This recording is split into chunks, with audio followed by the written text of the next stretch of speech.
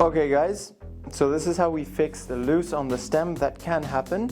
I'll give you an example here. For example, we can see that it's going back and forth quite a bit.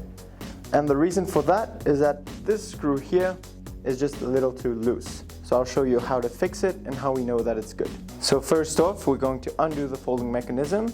So remove the ring, remove the pin, and finally the latch.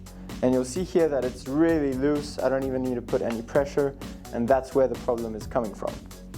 So what we'll do is we're going to grab a 4mm Allen key and we're going to tighten this screw up here.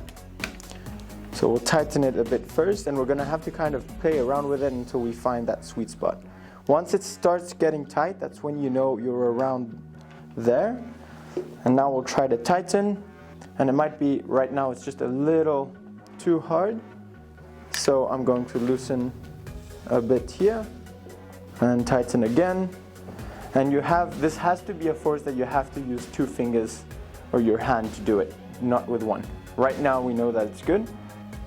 Now I know that it's all tight. Put the pin back in, put the ring, and you'll see that the loose is completely gone.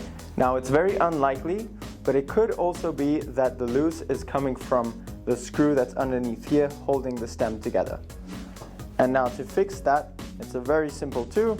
We're going to use a 2.5mm Allen key, and we're just going to loosen the 2 grub screws on both sides. So you can loosen that here. I've actually already applied Loctite, so I can't really loosen it, but essentially you would loosen here. And then there's a big bolt under there that you'll need a 10mm Allen key, and that's what you put in. Since we're going underneath, we're going to turn anti-clockwise to tighten it, and that's how you can tighten. Now, if you want to be extra safe, you can undo the screw completely, put in some red Loctite, which is the really hard strength one, put it back in.